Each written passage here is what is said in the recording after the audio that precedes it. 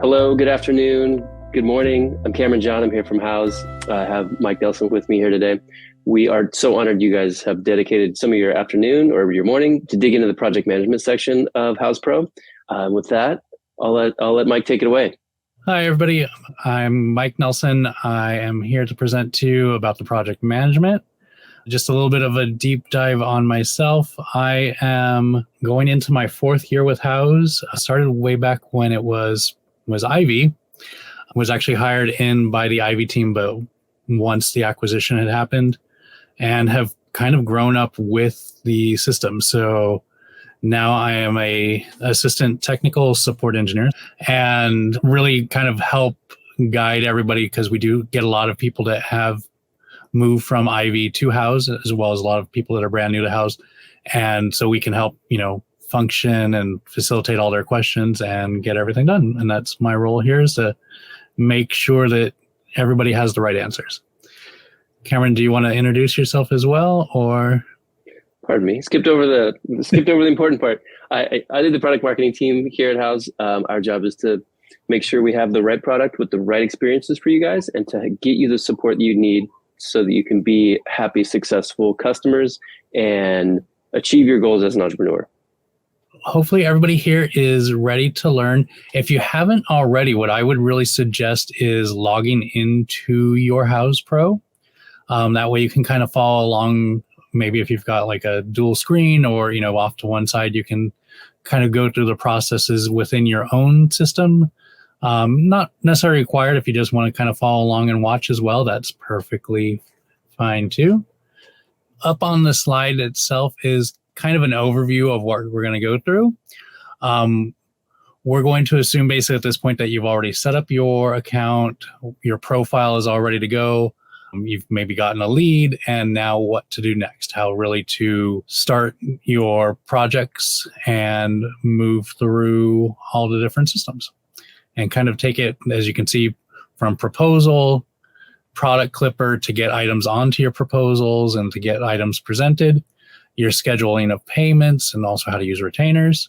Then once all that's done, then that's really when you would probably be doing your invoicing and showing them what's been done. Your purchase orders are going to be on your end, more for keeping track and ordering your products with your vendors. So that's really not a customer-facing side. So that's why it's a little bit separate. And then we're going to have our project tracker, FFEs, so more ways of kind of presenting and tracking your project. Our client dashboard is kind of an overview. So it's going to kind of keep everything that we've just talked about in one place on the client side, so that you'll be able to, put in a schedule, put in, see if they've got anything past due, and they'll be able to see that as well. Your time and expense tracking, your time reporting, those all kind of coalesce together. And then finally, the Houzz Pro Mobile App, which is going to have most of the same features very shortly. It should be almost identical to using it on your desktop. But for now, it is a little bit different. So we'll just kind of touch base on what you can do there. So with that, let me start sharing my screen so that you guys can see my Houzz. So this is Houzz Pro.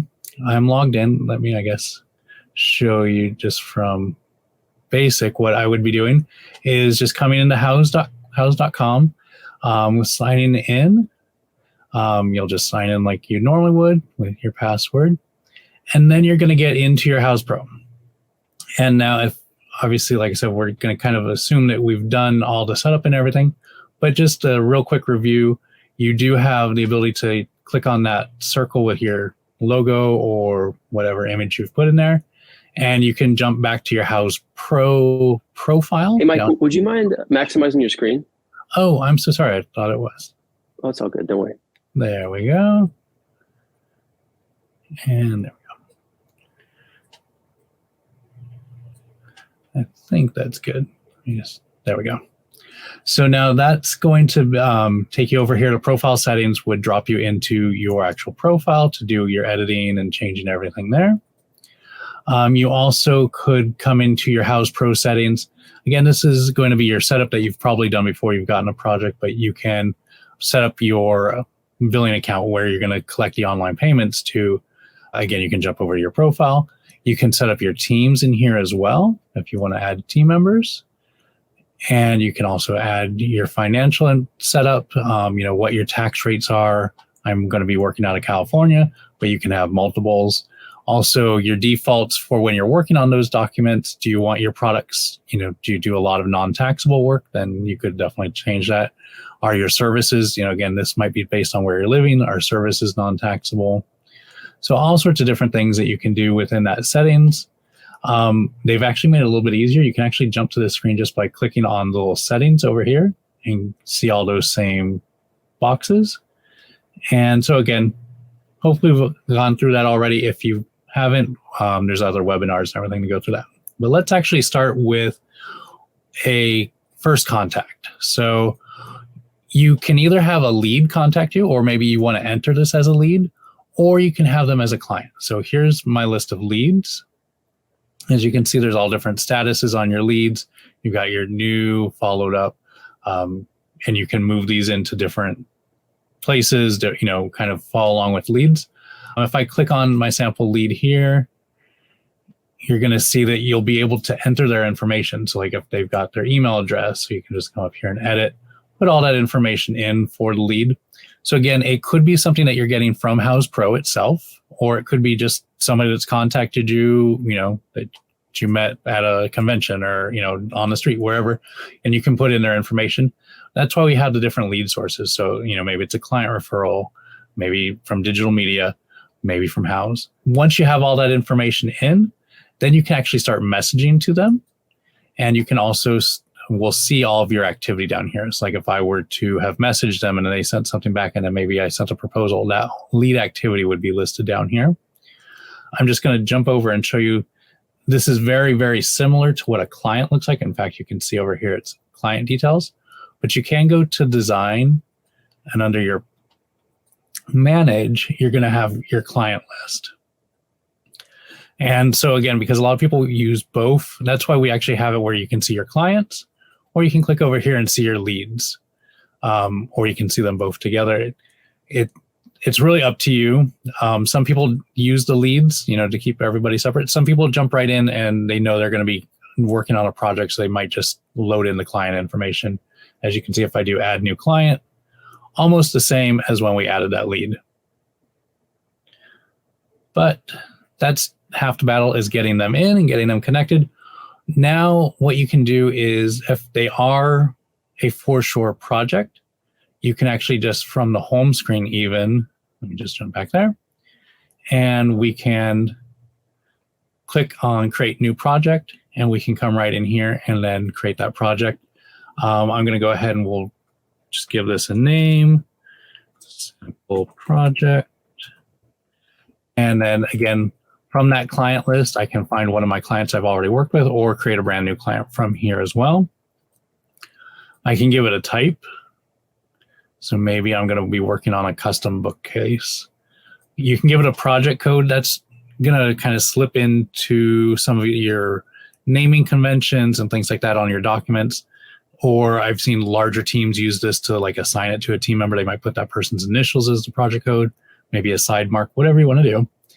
And then if you did have team members, they would be listed here, and you can actually assign this to team members too. So again, depending on how big your team is right now, it might just be you, like on my sample account, but you could have multiples as well to add. You can always check their information. Do you want to use this the same as the billable, or do you want to add an additional address? Maybe there's, a different shipping address. Maybe it's a warehouse that you have, something like that. You can add it as many addresses and then put it, assign them. Just the only thing is there can only be one billable and only one shipping address. We also have some rooms that you can add. And if you go ahead, and that will kind of help sort your things a little bit later, you don't have to add rooms, and you can really add them at any time. And then down under the financial details, you can put in your budget. And then unfortunately, I have a fake account. I don't have an online bank account connected to it. But if you did, in here, you would actually see on this project, do you want to collect ACH payments, bank transfers, or credit cards, or both? And if you do you want the fees to be assigned to you, where like if you get a $100 payment, then your bank deposit might be like $98 and some change because of the online fees? Or do you want to charge the client? And that is where you would set that up here. If you were to offset it, then you would get that full $100, but your client would actually pay the $101.30 or whatever that transaction would be. And then any additional notes. So that's how you really would start your project. I'll go ahead and click done, and let's see if I've put in enough for it to go through. Couple of questions from the audience in here, Mike, about basically the CRM functionality. One from Barbara about how would you import all your clients from Ivy, for example? Like, how would you get stuff that's not in Houzz into Houzz? Okay.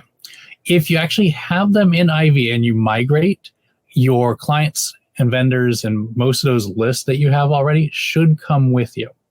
If they don't, or if you're starting from scratch, and let's just go back, and I'm going to go to my clients again. Over here under options, you're going to see that I have import and export. So if you did have a list you wanted to bring in, all you have to do is download our template right here. And then basically that will just be the headers. So it'll be to make sure that your list adds up with ours. The trick on that is don't change the headers. If there's an extra space added, or if you change the columns, then it won't load. But what I do is just open up the template and then copy and paste my information on. So like there's a section, the column that says name, add all my names. There's a section that says number, put all your phone numbers in, just kind of copy and paste it, and then save it as a CSV, drag it in here. And within a couple seconds, you should have all of your clients loaded. The other thing, though, is keep in mind this is a CSV, and that means that if there's a comma or any extra commas in there, that could throw it off as well. So if you're doing your names as Doe, John, then what I would do is just do a quick find and replace and take out all of those commas. Again, same with the addresses. If you have a comma in the address, and that's the only thing is once you take those out, then it'll go through. So if you ever see that where you get a fail, I just do a quick search of the document, look for commas, and then you're good. Mike, another clarification from Denise. Is there what would make you enter a lead versus a client? Like, is there any difference in the system to using a lead versus a client from a terminology perspective? Sure. The only, it's going to be more of a personal, like a business practice for yourself. A lead isn't going to generate as much. Like if we look at my leads, you're going to see that it's really just that client's information. And you can see like it can be in different stages, proposal sent, new. So this, like to me, it's one of those things where like if you have two people on your team and one is about collecting information to start a project and then they hand it off to somebody who's going to do the project, one would live in leads and the other one would live in clients. But really, these are just the ones that to me have never maybe paid you. Is kind of a good way of looking at it. They're just somebody who's maybe interested, who's maybe contacted you, but they're not necessarily sending, like if you were going to be sending out your holiday emails, you probably wouldn't want to send one to all your leads because they might not have worked with you, whereas you would want to maybe send it to everybody in your client list. So again, it's really kind of a personal preference. Some people do a lot of legwork to earn those projects, and those are the ones that are going to be using leads. If you're somebody with good word of mouth on a storefront and everybody comes right to you and hey, here's what we're going to work on and you're going to do a project, I would just add them all as clients. So again, really personal preference. So then with that being said, I'm going to go back to my recent projects. And what's kind of nice about that is if you see the recent projects, you can jump right to the ones that you've been most recently working on. So I'll go to my sample project. And yes, you can convert a lead. I guess I probably should have shown you that. I apologize. I'm getting ahead of myself. If I had a lead and let's just pick one. Oh, all leads. I don't want to use my sample lead, but let's say this phone call that I got. I've sent them a proposal, which I'm going to go into on how that's related to kind of do it more in the project style. But you can create a proposal from here as well. Send them like, hey, here's what I'm thinking of. And again, you have your lead activity where you can send them messages. You can send them, files and share things with them before you even get into it.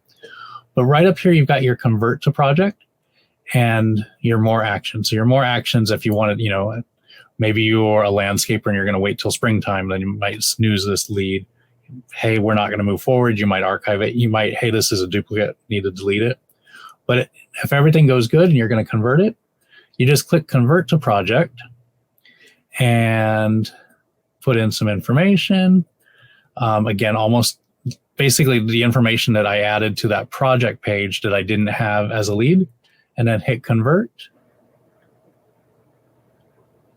There we go.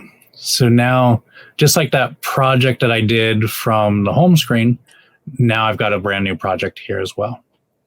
And once it's a project, right in here is where you're going to kind of have this overview. And as of right now, I haven't taken any payments. This one already has some documents in here, so you're seeing that's why it's got some forecasted information. Down here is your messages. So any of those messages that I had sent to and from as a lead would convert over here as well, or I can just start a brand new message. We've got our task. And what about the files and notes? Does that all transfer over if you move the lead into a client? It sure will. Anything that's Great. in the lead will come right on over to the project. So that's why a lot of people, again, when you're going back to that lead versus client, if you've done it, if you're going to do legwork, start it as a lead so that it'll come right on over. There were a couple of questions from the audience around multiple email addresses. Esther asked about like husband and wife, and someone earlier asked about having like 3 emails for on a project or on a lead. Is that possible? Yeah, it is. Let me show you. If we go to the project details, where now it's going to have that point of contact that I already put in there, but I'm under my client here, and so you can see I can edit my client. And there's an additional place for additional addresses and additional emails. So you can have 2 emails. If you have more than that, it's good maybe to put them in the notes, or what I always suggest, like if you're working with a company, is there a general email box that you can send it to and then have them forward it, use a thing where it would forward to the right team members that are going to be working on it. I'm actually going to go back to my sample one just because I think it has some more information since it has a real client in there instead of that one that I've just pushed through. And here we go. So if I edit Bruce Wayne, here's his information. Here's the additional addresses. So again, just up here, edit client, additional email address for Bruce. So again, maybe if it was a married couple, I might change this to Bruce Wayne and Selena Kyle. And then I could add the additional email address. And then that would be Cat Lady at noemail.com. So that's how I would get a married couple in there, is just to list them as one client and then have 2 email addresses.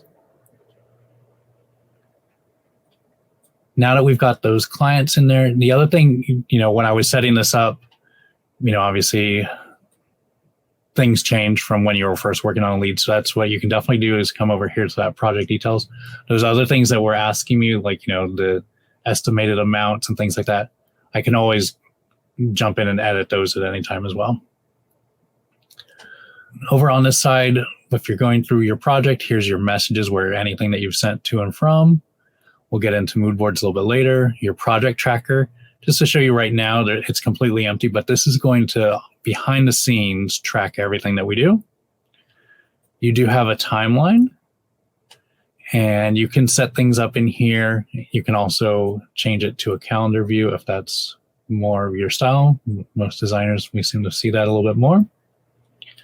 You can add additional items in here. You can just change the names. You can also link items in here. So if, item 1 is dependent on item 2, all sorts of fun things in there. Takeoffs are available. Probably not going to spend too much time on them. They're more for our general client contractors and things like that. It's where you can upload a blueprint or other technical documents like that and figure out surface areas and, how many electrical outlets you need, and things like that. We now have takeoffs turned on for designers, and I'll put a link to some tutorial videos in case you would like to use them, because it helps get you to exact materials quantities if you're doing, or for example, if you're a design build firm and you have both sides of the house in one place. And it is also available in your lead. So you can actually, if you're, again, we're going to get into doing a proposal or an estimate, you can use the takeoffs to generate your estimates as well. So you can do that in your leads. So I'm going to go more of a standard way of starting an invoice, but you can use that as well. If again, you were just going to look at like a material cost of things like that, then that would be a good thing. Our proposals are all going to be listed out, and then our invoices are going to be listed separately. We do have a retainers tab. I'm actually going to start with the retainer just because that's one way to me. If you're going to do retainers, you normally start with them before you get into your proposals or your estimates, if you do know like generally what that cost is going to be and if you want to take a down payment. And it's the simplest document we have. So I'll just come over here, new retainer. This is going to be the same format that you're going to see with all of your documents, where your information and your logo and everything that you have set up is going to be over on the top. You're also going to see the client's information. And then we're going to give it just a general number, but you could change that to whatever you want. You can also change the names. Like I might change this to down payment, or maybe deposit one. And you can also, again, change, basically everything is editable. You can come in here and change it. You can change your due date. Maybe I want that to be due on Monday. I guess I would need to make that due next Monday. You can come in here. You can, again, label out what you want them to be called. Maybe this is going to be seed money. You can, again, maybe add it as, foreseeable hours, whatever you want to call it. Like if you want to leave it a retainer, you can definitely do that. You can even add a full description too. So if you have, something written out, go right ahead. You can do a quantity as well. And doesn't really come up on retainers a whole lot, but you can. And then you can also so maybe maybe this retainer was where they're prepaying for your hours, and that's where maybe you can say, I know I'm going to spend 40 hours. You could change this to that, and then do your cost at $5,000. And then you can also, again, over here on the cut line, you can change that to whatever text you want. You can even change this. You can add more. I think that's actually a new column that I created, the cut line. It's just something that I've added in my settings. We come over here to setting. I can actually take that one away since it's not something that's normally there. I'm going to go ahead and save that setting, and now it's going to look a little bit better. And if you want to see, how much is used and everything is all going to be on there once they make that payment. Down here, if you wanted that to be, since I'm not getting $5,000 an hour, let me change that back to 1. And now down here, you can see where my payment is. Again, I could break this into multiple deposits. So maybe again, give it name, deposit 1. Go ahead and, sorry, my spelling's off. I'm going to go ahead and schedule another payment. And so that would be deposit 2. Again, not necessarily something you would necessarily do with a retainer, but this is going to be the same on your documents for items. So in here, we've got, again, now that it's all set, ready to go, again, I could upload files, again, floor plans, whatever it is that you want to add, maybe anything you can think of. But next step would be under my more actions. I can export this if I want a physical copy of it, maybe if I'm going to meet them in person to do this. But I can also preview and share it. So just to show you what the client's going to see. And that's in here. And then again, I don't have it live. So if I click on Pay Now, it's not going to actually take me to Pay Now. But if your clients were to get this, they'd be able to click on Pay Now and make that payment online. I didn't show you, but the terms and conditions, if I go back to edit, are just another one of the fields down here. And you can actually use templates to fill that in. So if you have different, different retainer, maybe you have one for your hours and one for your products or something like that. You could have two different retainers templates set in there and just choose whichever one you want that makes sense for that document. You also have a place for your memo, and your memos can be templated too. And then you can see I've got a activity stream down here at the bottom is just kind of telling me what's happened so far. So far, all I have done is create it. If I were to send it, then that would say that it was sent, and you'd actually even be able to see when your clients are opening up the documents as well. A couple of questions from the floor while we're here on retainers. Katie wanted to know about timelines. How do you start putting timelines into projects, and also the retainer button? Like, where's that button again? I think we might have missed it. Well, let's go back. So I'm just going to go ahead, leave this as it is in draft mode. Let me go back to my sample project. And so the retainers is just here. It's under retainers and credits. Right now you can see I've created that retainer, so it's living here. If you ever create a credit in your documents, you took a deposit payment on an estimate for $10,000, you ended up with a kickback, something happened, something didn't get ordered, whatever it is, and so now you've changed the amount due on that document to lower, your credits would live here. But again, everything that we're working out of is going to be over here on the side, so retainers and credits. Let me just go back to the timeline, since that was the other question. And really with the timeline, all you have to do is come over here, and you see I clicked on item number 1. And so now I can add a location. So this is going to be on site. And maybe item number 1 is going to be taking measurements. So it's going to basically be, just you filling in the information. And then again, the description, you can put what you want. What status is it going to be in? Are you going to assign it to, again, I don't have team members, or maybe you're going to assign it to your client. Or you can actually, use also for different ways to assign that. You can give it a timeline, like this one has a very long period. So maybe I'll shorten that down to just 3 days.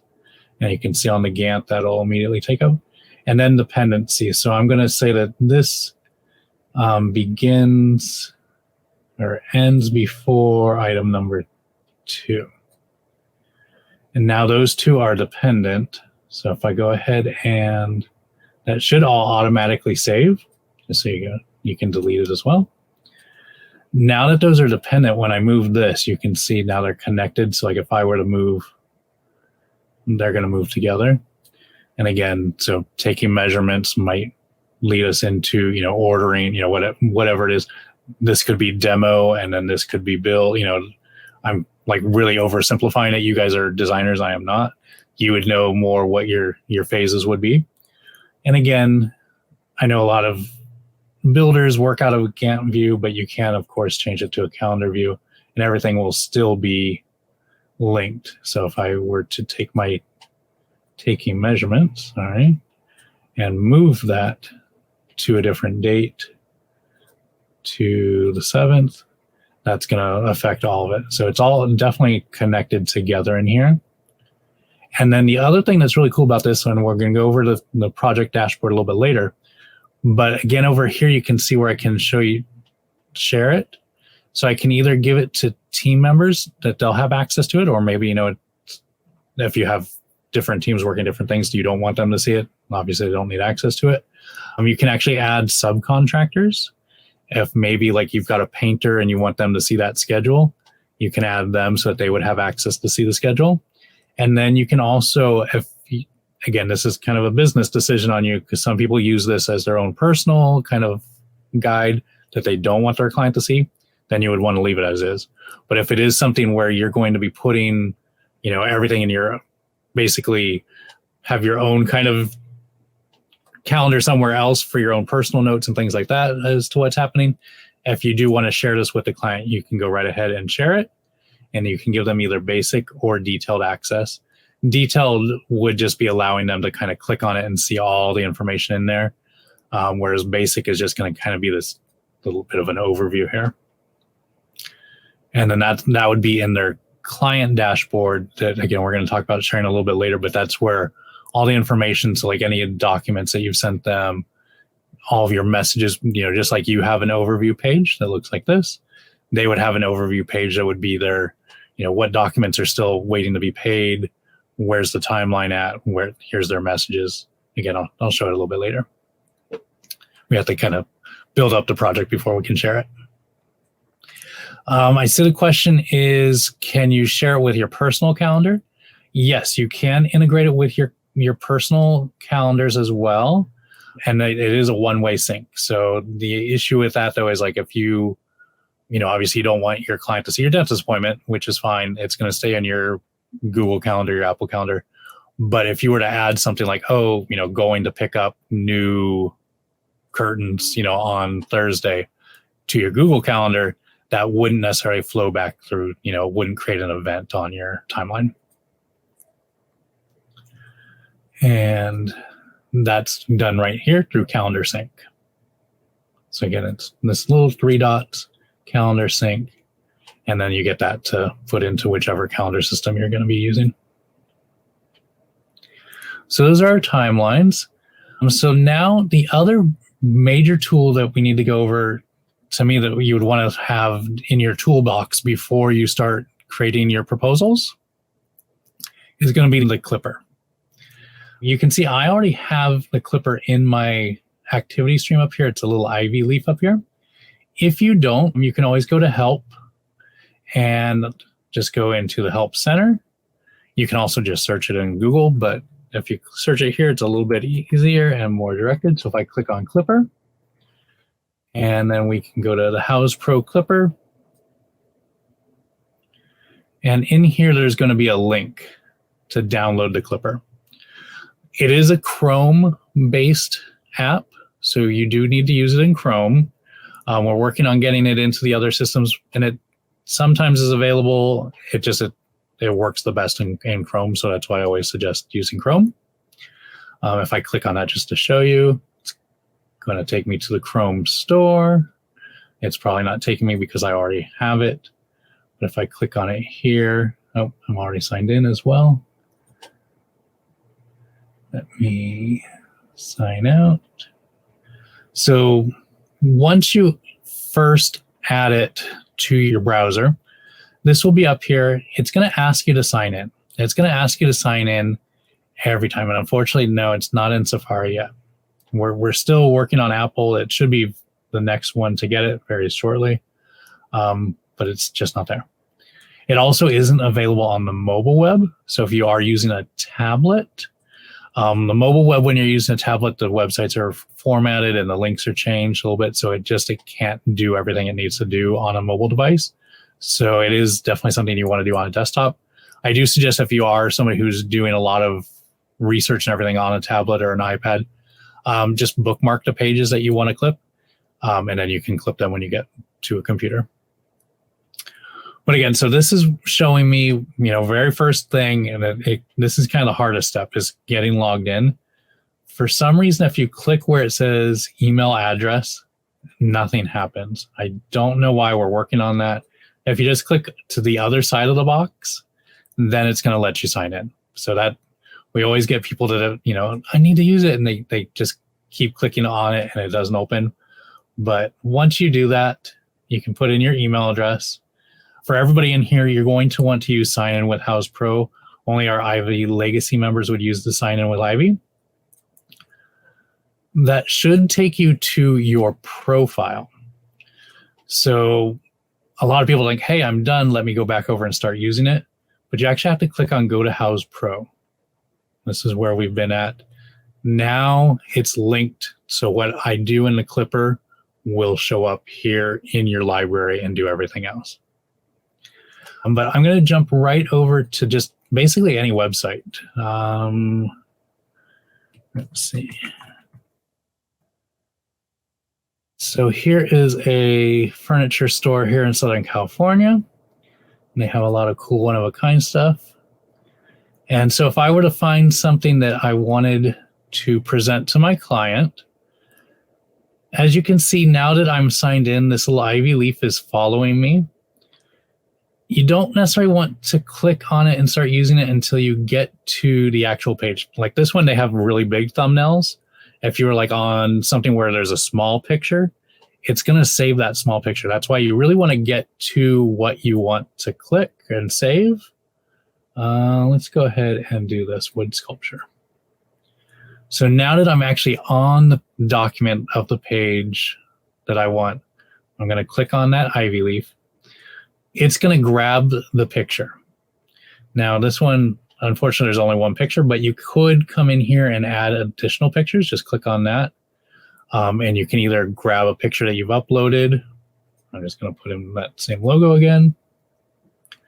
Again, if there were multiple pictures, you would just, toggle to the next picture, click the ivy leaf again, and it would fill right on in. The rest of the information, we have all these different details that you can fill in about the item. So like in this case, here's the title. You can see once I've highlighted it, it opens up basically a directory of all these different fields. So I'm going to put that in as a product title. This apparently is only available in one of the stores, and there's not a whole lot of information on this one. There are dimensions. So let's go ahead and we'll grab that, and I'll put those in under my dimensions. And maybe I'll put this in as my client description. If they had a SKU, we could click that in. The one thing I want to show you though is this is the way I like to do it, but a lot of our designers also use this little finger, and all that does is it pre-highlights. So now instead of me highlighting it, the finger is actually, so if I want to grab all of that and then I click on it, now I get it. So it's just kind of which way you like to click. Some people like it based on laptop versus using a mouse or anything like that. I'm going to go ahead and put that in as my vendor description. But that's, you just turn it on with that little finger, and then you get the pre-highlighted, click off the finger, you're doing your own highlighting. So hey, Mike, have you heard customers or users having trouble with blurry pictures on places like build.com? The blurry picture is, again, like, let me see if I can go and find one here. Just something else on their website. So if I'm on a website, you can see this is following me along. So like this image here, it's actually probably good enough that it would work. But again, thumbnails and things like that, if you click on them, it's going to fill the space. So if it was a thumbnail, it's a tiny image, and then it's going to be blown up to fill the same space. So that's when you get the blurry pictures a lot of times. The other thing is that some websites now are using it where, I'd have to try to find one, where like when you click on the image, it like rotates it. And that's not an image anymore. That's an actual file type, almost like I don't want to say a GIF or a GIF, but you're not collecting an image. So if you ever do that where you're like, hey, I'm not getting a clear image and I really want it to be, let me go back and find, well, I'll just use this one. So if I wanted to use this one and it's not showing up correctly, I'm just going to do a screenshot. And I'll come over here and take a screenshot. Now I'm going to get that extra information I would probably have cropped out normally, but for the sake of time, I'll do it real quickly. That's now a image that I've got on my desktop. Let's just do it down here. That should be it there. So I'll open that. So using if you ever again find a site that just isn't working for some reason, I've also seen some where their images, like if it's some antique stores and things like that, they just have a PDF with images on it. That's not going to load right either. So a screenshot is your best workaround. And then over here, while we were talking, I did grab the cost. Now remember, this is the cost for you. So if I was, if I knew that I'm getting some sort of a discount, like this is the retail price, I can actually click on the cost section and fill in more information by using that little calculator there. And now you can see I've got a unit cost and a client price. So I might say like, hey, you know what, this is actually going to only cost me $7.75 because they're going to give me a discount, but I'm going to mark it up. And you can do a percentage, 25%. And if you get a weird number like that you don't want to use and you actually just want to charge the client $9.99, you can type that in and then it'll do the the percentage for you. So you can either type in the price under client price and then, or type in a percentage. And then the other thing is you can always go back to your manufacturer suggested retail price. This one was $9.95, so it's only a $4 savings. But if you do, let's just change that and say this is actually $8.99 is what a normal person would pay for it. Now they're getting $100 savings. We can collect that information too, and we might use that a little bit later on to show the client that they're saving money. Again, all the information on here is really just what you use. If you don't need any of that extra information, don't take the time loading it in. If it is something you want to use, go ahead and load it in. Again, down here, we can categorize this. Maybe, let me see if I have art. I'm going to create a category of art. I've got my vendors. Just like my clients, I loaded them in. I've got my vendors. If this was a brand new vendor I hadn't used before, you can see Cocos is on there. I'm just going to change this and put it in a different order. Select vendor, Deco, create new vendor, and then I'm going to put in that company name. So again, Deco Cocos, just so it's different. Again, if I have a contact there, if I want to put in the vendor's email address, I can put all that in. The important one on here is, do they charge tax? That way, when you get to your document, if they do charge tax on your PO, your purchase order, then when I show them that I'm paying $775, the tax will be loaded in. So I'm actually paying $775 plus tax. If they are a wholesaler where they're not charging you tax, leave it unmarked. And then when you get to your PO, it'll just be for $775. So again, basically that's more on the vendor side. You can, of course, override it and change it later. But if you do set up your vendors with the correct, that cuts down that step when you're building the PO. So I'll go ahead and create that. Now down here is some more fun stuff. And this is when you're clipping, you can either click it just directly into your library. It's something like, hey, I found this piece of art. I really want to use it. I don't have a project yet for it, but I'm really interested and I'm probably going to use it at some point. Then you might not put it into a project. You might just save it as it is right now. It'll go into your library of products. But in this case, we might have that pre-selected that we were going to put that into sample project. I probably should have had a better name for it than that. But I can assign it to that project. It'll still go into my library for later, but it will also be in that project ready to go to where I can assign it to, an invoice, or I can assign it to a mood board, whatever I want to start loading those products in. I can even come in here and select a room if I had a room. In this case, I don't really have a room set up yet, so I'm not going to send that over. But I will go ahead and hit Save to Houzz Pro. And now you can see it doesn't take you to Houzz Pro or anything like that. It just, hey, now I'm going to go and start clipping some more items so I could go and do more. But let's jump back over to my project now. And if I go into my project tracker, remember I said it kind of keeps everything? Without me doing anything, that is now in my project tracker and it's in draft mode. It's just pending in there to be used again later. Again, I'm kind of checking my work to show you that it's there, but it is. If I also were to go into manage and just go into my products, which is down here at the bottom, that should now be in my product library. And there it is. You can see it. Well, let me move out there. There's the freeform wood sculpture, and it's ready to go. So again, different ways of using the clipper. Some people use it just to fill up their library with things they really like.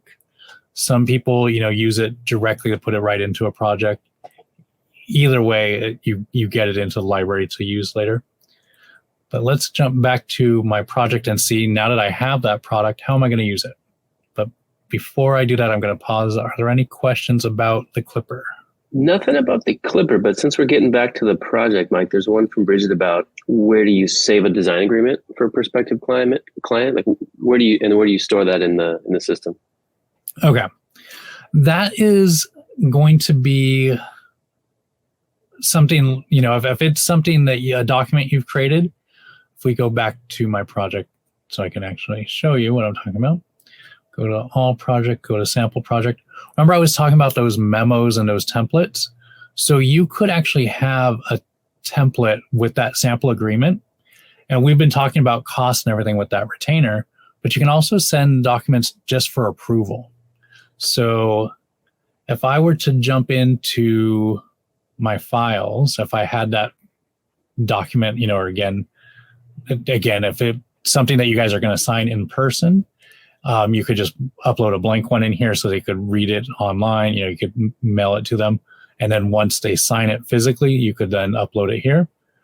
But that's where if you have anything in your files, again, you could send it to them as a message, like, in here under new message. Before we jump in and move any further, I just have the terms and conditions of being a client, or responsibility, whatever it is that you're going to send to them.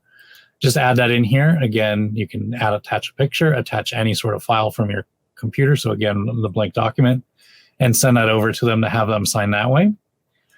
But you could also go into your proposal, and when we create a brand new proposal, let me just add a new one. You can see where you can upload.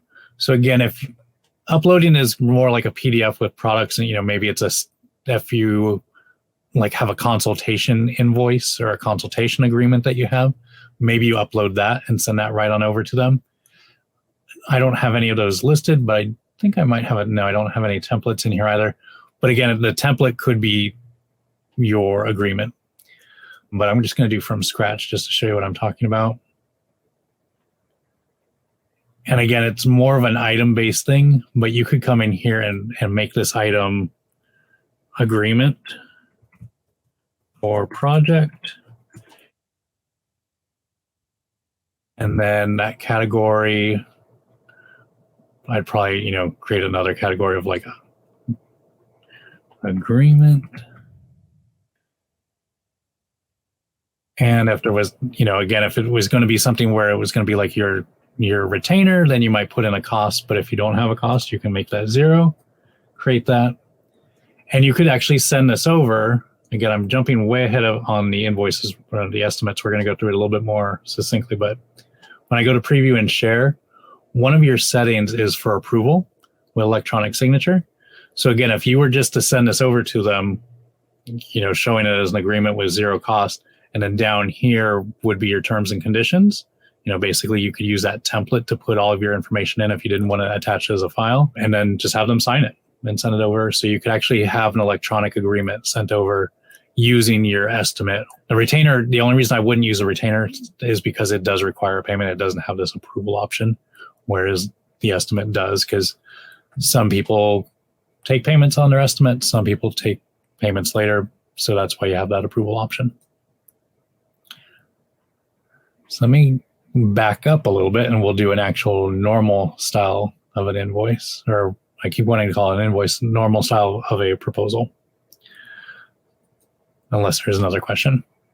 I did see the one about the tear sheet as well. Let me show you. There's a couple ways to do a tear sheet. Again, if we had a few items that were in my project tracker, again, I'd gone through and clipped a few items.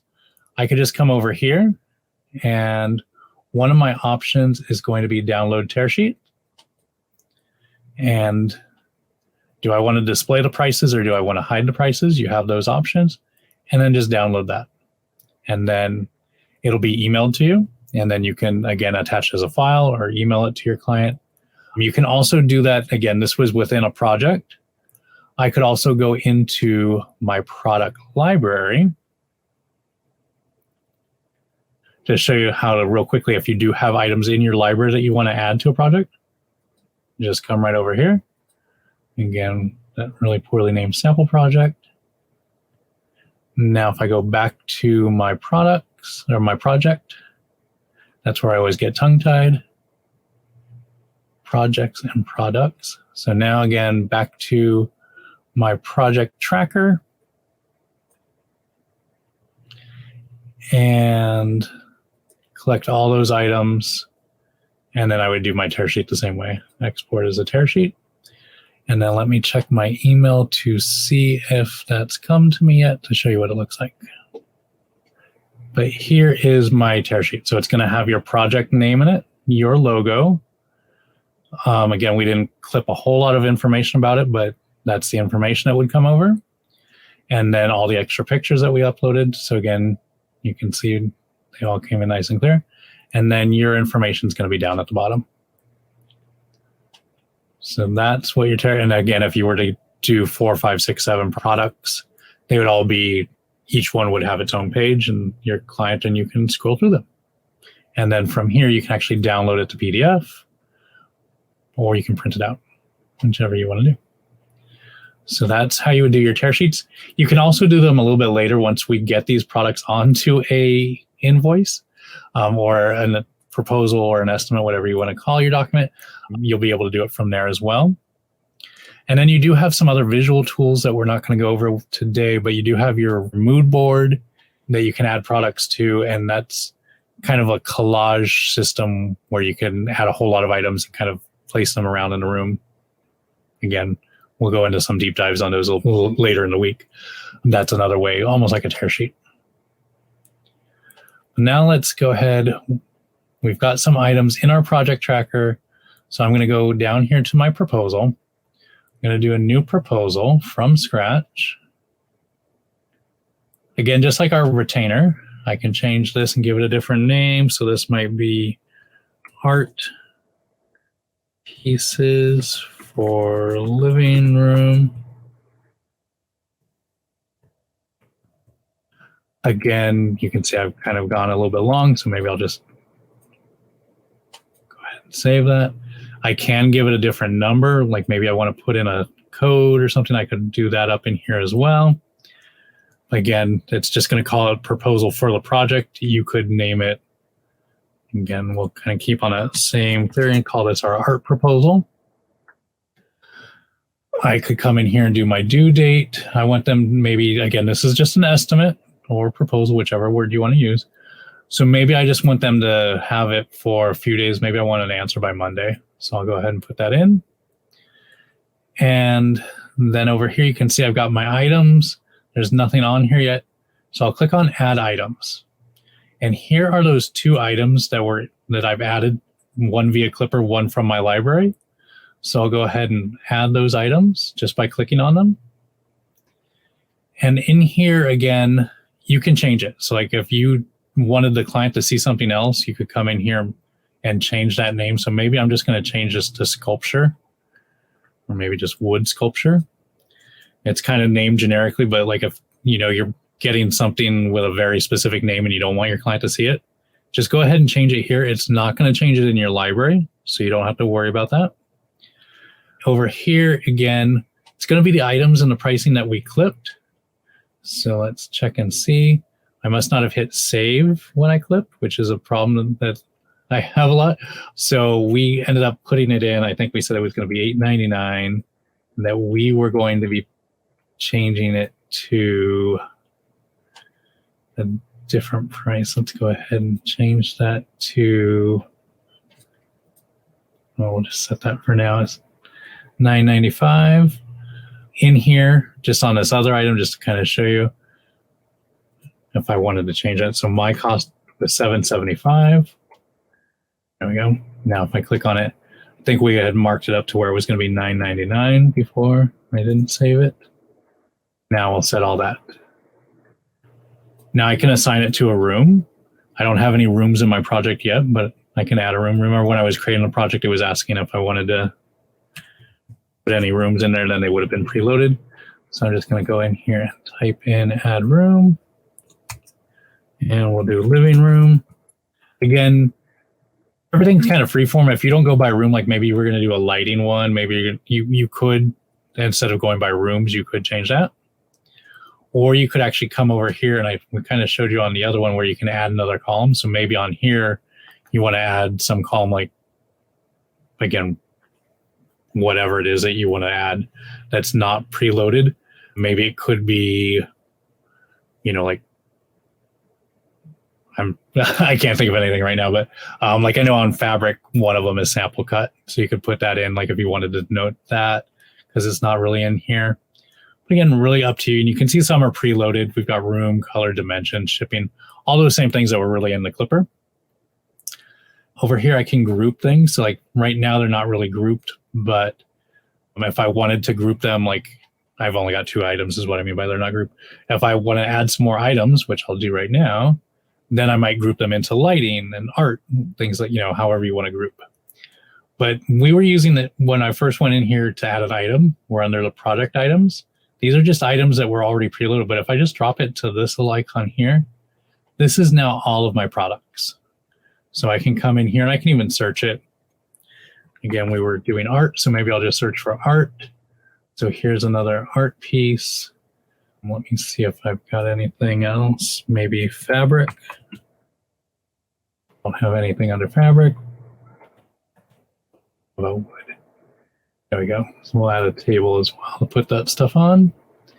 So again, these items weren't in this project. They were only in my library, and now they are over here. And then the other thing is services. I know a lot of people do their proposals, one for products, one for services. If you do mix and match, though, you are more than welcome to use your services at any time. These are just services that I've already preloaded in, but you can add a service right here. So we are going to do maybe install fee, and that category, I'm going to put it under labor, professional art install. And then the cost again in here, maybe they're going to charge me $50 an hour. And maybe I would upload a logo or, a clip art of whatever it is that I wanted to show to them, but I'm just going to go ahead and hit save. And now you'll see that they actually have a service on here as well. They look just like your products. And now I'm going to close that so we can actually see all of the screen. If I ever need that back, just add items. And I can add more items as I go. Here's my settings. So maybe I want to hide things like, I don't need color. I don't need shipping markup. Like, again, these are just for me. This is, we're only looking at what we see. Don't get worried that the client's going to see all these different things. We're not in that mode yet. And maybe in this project, since it's all going in the living room, I'm going to take away room. So again, totally customizable. You can make it however you want. And then you just kind of come in here and add items. The other items we can do, again, is we can add shipping. So maybe some people don't do that on their estimates either. They wait till their invoice, once they know what the actual shipping cost is, maybe just put in an estimate. So I'm going to estimate that this item is going to cost, $75 to ship. And I'm not going to do any shipping markup because I have my install fee. And now the thing is, so maybe this install is, again, related to that wood sculpture. Just click and drag it. And then that way, and I can even add more to it here and say that of sculpture. Sorry that my spelling is off, but now we've got that in there. So again, now that those two are related, so now that's where I might want to group. So let's see if I can click on these 2 items. And then I'm going to go ahead and group. And, well, that grouped them by category. But I could, so you can see where you can move things around. And these ones have no category, so I might change this and move these and categorize them under furniture. All sorts of different ways to again, space it out so it looks exactly like you want it to be. There is more functionality coming to the grouping. That's why I don't want to spend a lot of time. It's going to change very soon to where you can actually group items under one item. So like if, let's say it was a custom sofa, you'd be able to add the fabric, the materials, the design fee, and then just call it custom sofa, and it would have several items under it. That should be in the next few months, I believe, if not sooner. So now that we've got all the items on here, let's go back to my wood sculpture where we're doing our service fees. The other item that always comes up is taxable. Right now, it's just the item that's taxed, but if I wanted to tax that shipping, I could do that as well. If I don't want to tax the item, I can take that off. Again, this is the tax that you're going to be charging to your client. So it's separate from when we were clipping the item. That was the vendor and whether they're charging you tax. This is where you're going to say, hey, I'm going to be charging my client tax on this item. In this day and age, I really can't think of anything that you wouldn't charge them sales tax on. except for maybe services, where your services might have a different, they just might not be taxed. Like in here, that service isn't taxed. I'm just going to go ahead and turn that on and have that be taxed as well. So now if we come on down to the bottom here, you can see it's broken down. We've got our subtotal, we've got our markup, how much of it is coming from our items, how much is coming from shipping. Just to show you here, I'm going to change this to include shipping. And then that should update to where there should be a shipping markup. Now, oh, it's shipping markup 25. And now you can see where we've got our item markup, our shipping markup, and then we've got our shipping cost. And then currently it's got no tax, and that's because I haven't set a tax rate. When I created that project, I didn't assign one, so I'm going to assign it now, and now I'll have my tax. And that is how we would go ahead and kind of put together the items. Down here again, do I want to schedule a payment? Request a deposit? Maybe maybe you're not going to do that if you're going to be using that retainer that we asked for earlier. Again, different ways of doing it, but I'll just to show you, I'm going to go ahead and schedule a deposit, and that would be due. I'm going to put it. We had due 19th, so I'm going to change this and make it due on the 19th as well. And we just have one, and I've got it as custom. You could just do your 30, 60, 90, 15, whatever you want. I just like to do it. I'm just going to change it due on receipt. Down here again are files. So if I did want to upload those tear sheets on here, if I wanted to upload, again, a contract or maybe an information sheet about shipping in this day and age, whatever you want to add to your files, you can add as many as you want there. Your terms and conditions, again, we went over that. That could be, the terms of your ordering. Once you click on an order, we cannot go back. You will be charged. Whatever it is that you want to put in those terms and conditions, as well as your memo. And then down here is, do you want to have them sign it with the electronic signature, or do you want to turn that off? So again, really up to you. If you're taking that payment, then you probably don't need a signature because the payment's going to be your signature. Again, different ways to do it based on your guys' business style. So now that it's all set and ready to go, we can see it's in draft mode. We can, of course, change it to different modes. Were there questions before I move on to what the client's going to see? It was more about like attachments for proposals. How do you view an attachment? Once it's on there, how do you go back and make sure it's there and see it? Sure. So once you load it in here, let me just load something over here. It's just the same screenshot, but it's there. Yeah, hopefully this helps Regina. So here is, you'll actually, in this case it's an image, but you'll actually be able to see it in there. Mm-hmm. And then moving on to when I show it to the client, you're going to be able to see that it's attached down here as well. So like if it was a PDF, that wasn't a clear image like this, you'd be able to see where they would be able to see it. And then it would also show up if you add it here in my projects. Remember how one of the items on my project list was files? Mm-hmm. Then it was on there as well. So once you add a file, you'll know it's there for sure. Got it. Okay. Question about room boards. I think this must be someone who has room boards, but adding proposals directly from a room board, is it good practice? Is that recommended? That's going to be, we're updating our room board. So they're not currently in this system. If you do have the older Houzz Pro system, yes. Basically what the room board is instead of like where I was showing you on the project tracker, you can actually click on room board, go in there and load all your, all my living room products if you want to do it by room, all your bedroom products, or it could be all your fabrics and then all of your lighting, however you want to break those boards up. And then there is an option on them to convert it to an invoice. And it basically just does the same thing we did. It just preloads them onto the document. We are creating a new move. It's going to be called room boards. We should have that very shortly as well. It's an upcoming feature, and it will have that same thing. more power to you. If you want to do it that way, it's a great way of doing it that way. It's really just cutting out that step. Or to me, it's just, there's two steps. You do want to do it visually by adding items to a board and then having your client say, hey, I like all these items. Or do you want to come over here and just put them onto a document and send over a document? Again, same thing. The reason I say that is if we go under our settings, one of our items is a line item approval. And that is almost the same as on your room board, where you're going to show them the items and say, hey, which ones do you want and which ones do you don't want?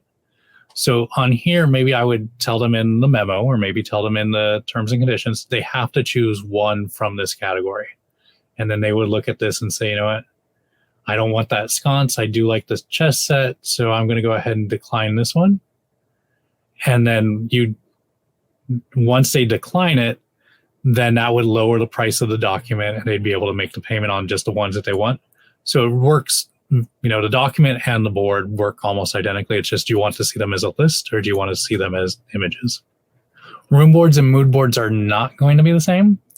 The mood board is really a design feature where it's like a collage. You can kind of put images onto it.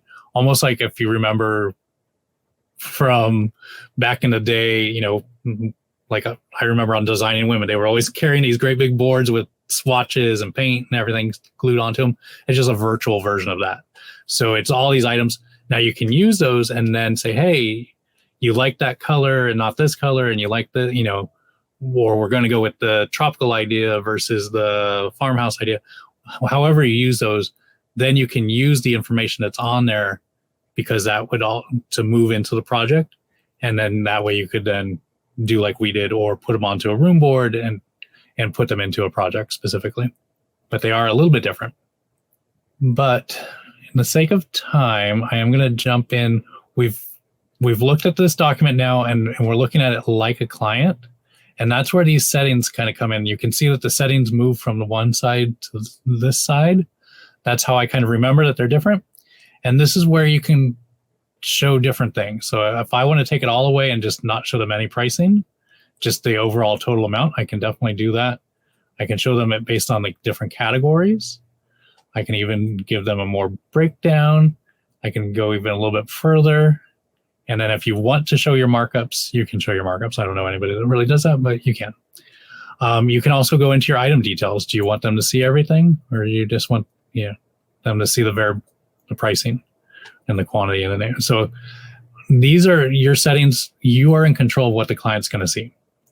So that's how you would send it. Again, they have the ability to sign it, and I don't have it turned on, but they would pay now and they'd be able to make that deposit. If you don't want to send it to them using our system, because you just come up here and hit share, and then we even have, again, templates that are going to go in with the email to send it over to them. But you can also just copy the link. And then if you guys are texting each other, just text them that link or chat it to them if you guys are using chat, whatever. And then that will give them a link to the same document. You can also send a copy to yourself, which I always recommend. You can also export it as PDF if you're going to meet them in person.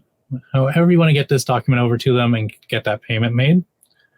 I'm just going to go back to my edit screen, and we're going to kind of say that the client went ahead and approved this. So I'm just going to mark it as approved. So if you did meet them in person and they didn't actually physically online approve it, you can always come in here, mark your item as approved.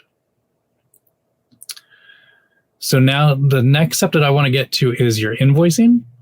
And over here, you're just going to hit create invoice. You don't have to do the document over again. That's like why we're really doing this as a proposal and not an invoice directly, is you want to be able to create that first invoice, do all the work, and then use the invoice kind of as a receipt. But you don't want to have to re-enter everything. So I'm just going to go ahead and move everything. I've got that payment transferred. I should have probably, let me cancel this and log that payment real quick. Since I'm on here, I'm just going to also log a payment. Again, hopefully they would have paid me online, but let's just say that they paid by check, give it a reference number. Now we've got that payment made, and you saw that I can send them a receipt, so they would be able to get that payment if they did pay you manually and not online. Now let's go ahead and create the invoice. So again, we took the payment. Now we've ordered everything. Everything's been delivered. So we're fast forwarding all the way to the end of the project. And now I'm going to move that payment over to the invoice. So obviously I want to do that. And this is going to be pretty much the same thing. I always say that this is where we take the estimate that was what we think was going to happen and change it to what really happened. So again, some things that change all the time are going to be like that shipping and things like that. So we had it at 75. Let's say that they ended up charging us $80. We've got that labor. So we thought it was going to take them 1 hour to do it, and it ended up being 3 hours. But any of those changes that you're getting once you've got that in here should now change the amount that, then you can see my balance has gone up. So now I can go ahead and schedule another payment for whatever the remaining balance is or what those changes are. And again, I can even add items. So we were working on the project and we found out that they really wanted more artwork or something. Let me see if there's maybe another table.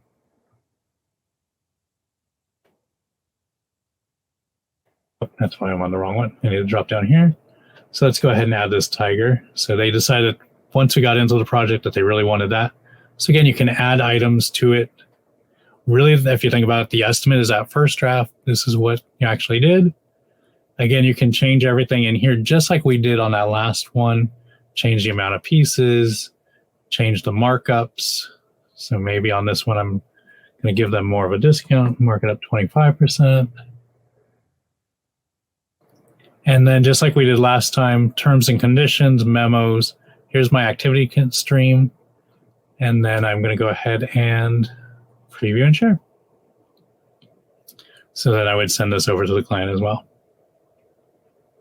And then again, they're going to have the records and see that they've already made a payment and that they just have the remaining balance from that new tiger they added. Again, you can change your settings in here.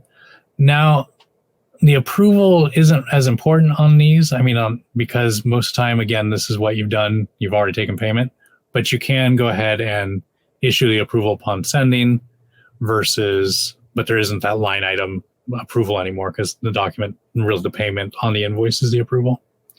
All the other ones have the same categories. So that is our invoicing and how you would move a project from the proposal to the invoice. The last thing I do want to show you though is that client dashboard we were talking about. Up here, you can see I've got it up in the top corner.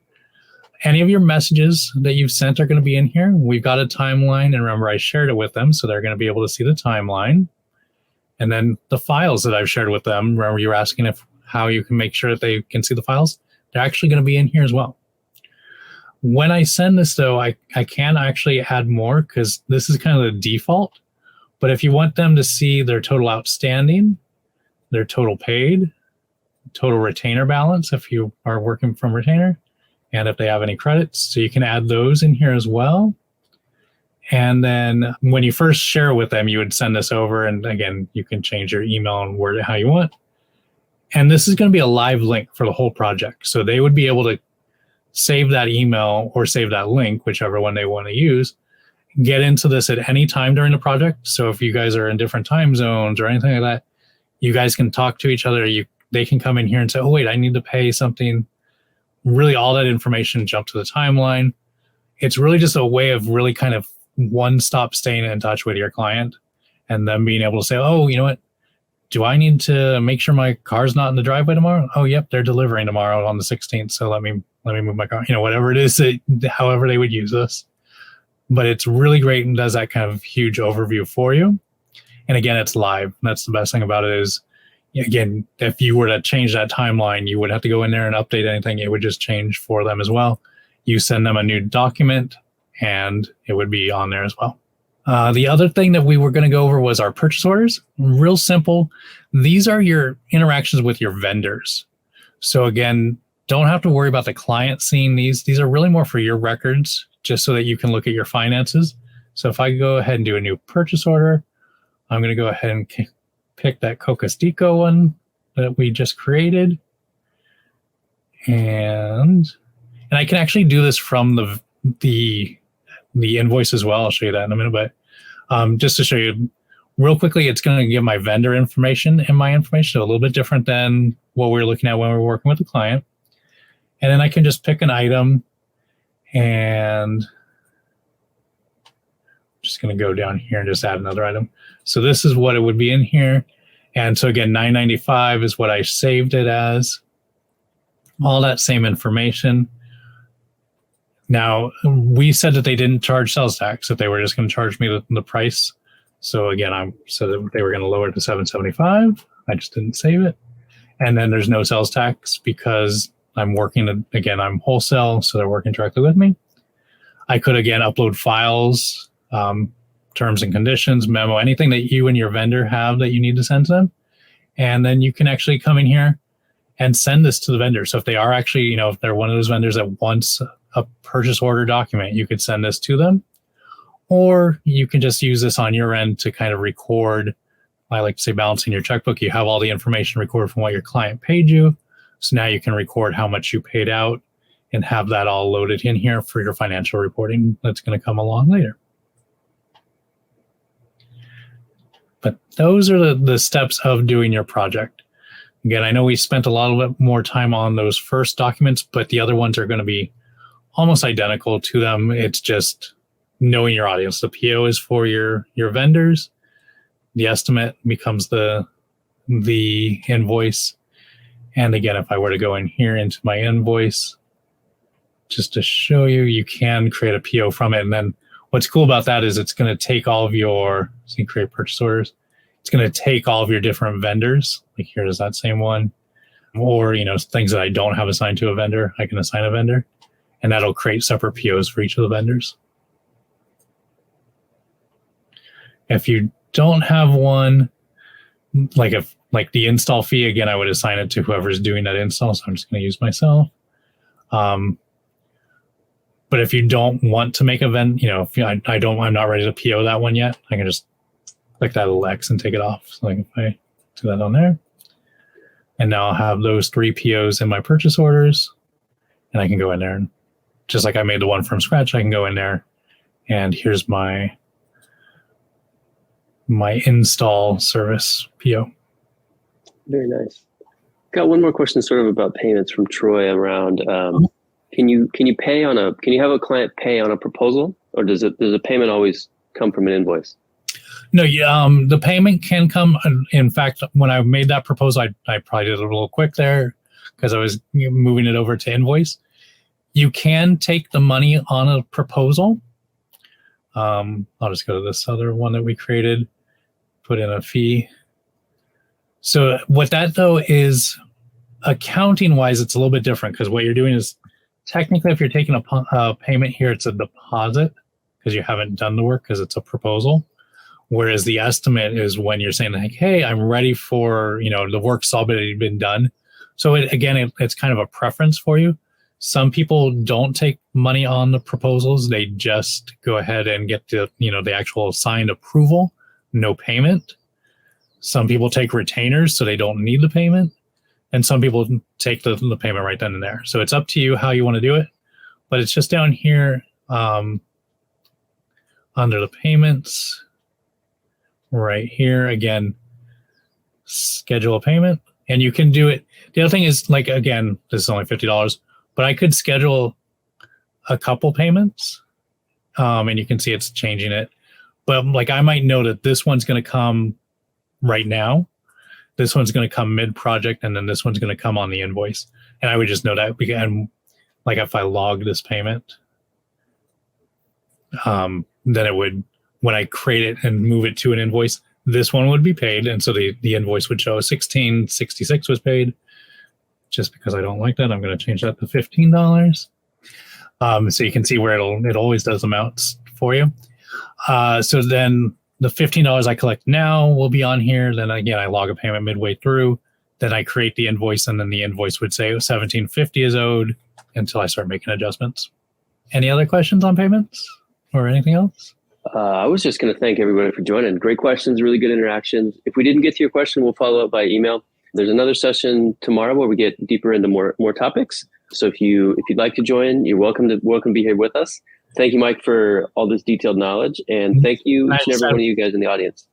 I was just going to add a little bit more if anybody's still here. The help is going to be your best place to go. If you have any questions, you have We have tons of video tutorials. We have webinars, but you can just jump into the help center like I did when I was looking for the clipper. You can come over here, and I know like we didn't get to the time, so I'm just going to search time, and then here's how to track your time and billing. And you'd be able to jump into that at any time and read all about it and watch videos. So there's plenty of resources for you.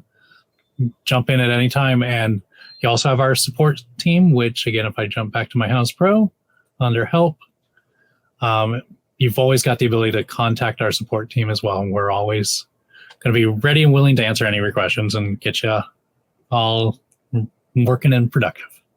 Exactly. Well, thanks again, Mike. I appreciate it. And thanks to everybody who showed up today. It was a privilege to be with you guys, and I hope everybody has a great day. Thank you.